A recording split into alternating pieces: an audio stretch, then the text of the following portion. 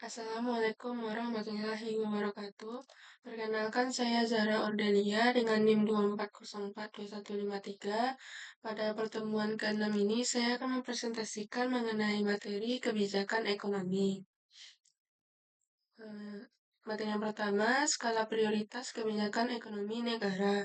Skala prioritas kebijakan ekonomi negara adalah urutan kepentingan kebijakan ekonomi yang didasarkan pada parameter seperti tingkat kegawat daruratan, dampak negatif yang akan terjadi jika kebijakan ditunda, serta tujuan ekonomi nasional seperti pertumbuhan ekonomi, lapangan kerja, dan stabilitas harga.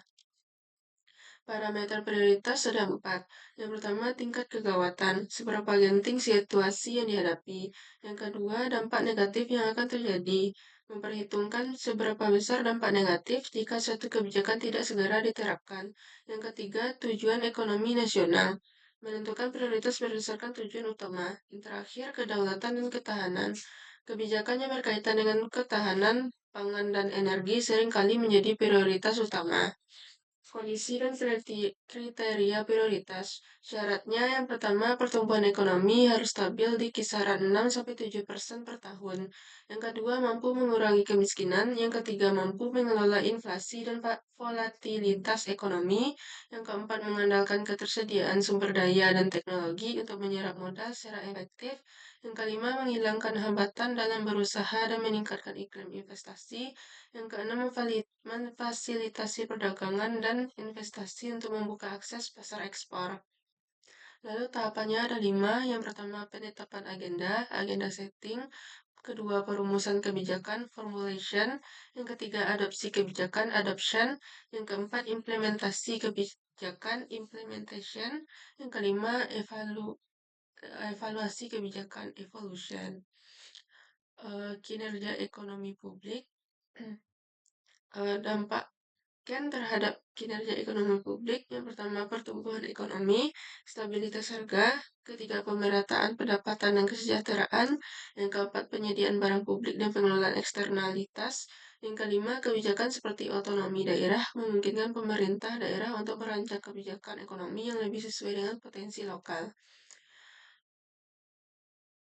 Dalam mendorong pertumbuhan bisnis. Yang pertama, kebijakan fiskal dan anggaran, mengarahkan belanja negara pada program yang menyerap tenaga kerja seperti program padat karya dan program kooperasi.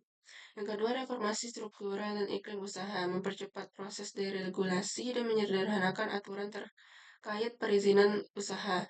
Kebijakan perdagangan dan kerja sama, mendorong penyelesaian perjanjian kerjasama ekonomi seperti CAPA untuk memperluas akses pasar ekspor. Yang keempat, efektivitas dan pengawasan, memanfaatkan teknologi untuk meningkatkan transparansi dan efisiensi dalam pengelolaan anggaran.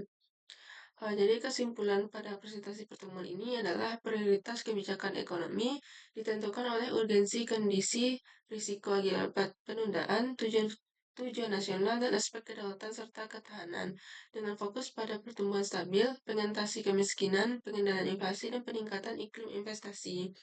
Proses kebijakan meliputi pembuatan agenda hingga evaluasi, sedangkan dampaknya pada kinerja publik terlihat pada pertumbuhan ekonomi, stabilitas harga, pemerataan kesejahteraan, dan penyesuaian kebijakan dengan potensi daerah. Untuk mendukung bisnis, fokus kebijakan pada program padat karya, reformasi aturan usaha, pengembangan kerjasama perdagangan, dan meningkatkan transparansi melalui teknologi. Sekian presentasi dari saya. Jika ada salah, mohon dimaafkan. Jika ada salah atau kekurangan, mohon dimaafkan. Assalamualaikum warahmatullahi wabarakatuh.